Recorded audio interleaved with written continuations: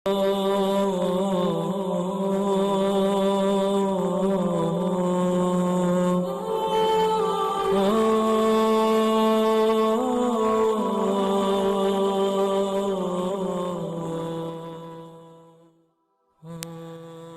باللہ من الشیطان الرجیم بسم اللہ الرحمن الرحیم۔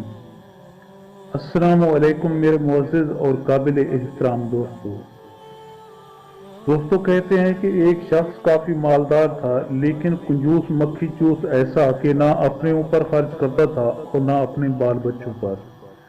گویا مال جمع کرنے کی ہوس نے اسے اپنا قیدی بنا لیا تھا اور روپیہ پیسہ اس کی قید میں پھنس کر رہ گیا تھا جس کی رہائی کی کوئی صورت نہ تھی۔ اس شخص کا بیٹا اس فکر میں رہتا تھا کہ کسی طرح اسے یہ معلوم ہو جائے کہ اس کا باپ دولت کس جگہ جمع کرتا ہے۔ بالآخر ایک دن وہ اپنی اس کوشش میں کامیاب ہو گیا۔ اس نے کنجوس کے خزانے کا سراغ لگا لیا اور جب وہ باہر گیا ہوا تھا تو سارا سونا اور چاندی نکال کر ان کی جگہ پتھر رکھ دیے۔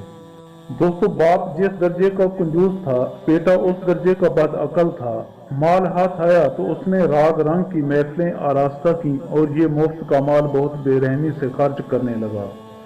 کنجوس پر جب یہ راز کھلا تو اس نے اپنا سر پیٹ لیا، لیکن اب کیا ہو سکتا تھا؟ اب تو صورتحال یہ تھی کہ باپ فکر اور غم کی وجہ سے ساری رات جاگتا رہتا تھا اور بیٹا رقص و سرور کی محفل میں بیدار رہتا تھا۔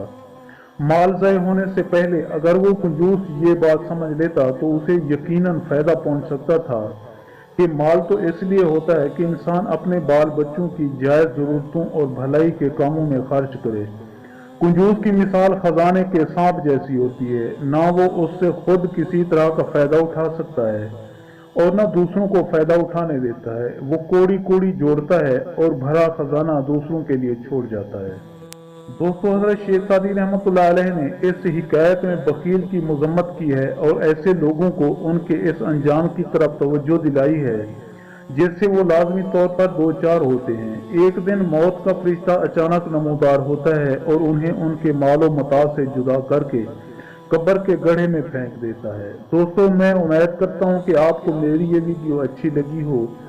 اگر آپ کو میری یہ ویڈیو اچھی لگے تو پلیز آپ میرے چینل کو سبسکرائب اور اس ویڈیو کو لائک ضرور کیجیے اور اپنی قیمتی آراء کا اظہار نیچے کمنٹ سیکشن میں کرنا مت بھولیے۔ شکریہ، خدا حافظ۔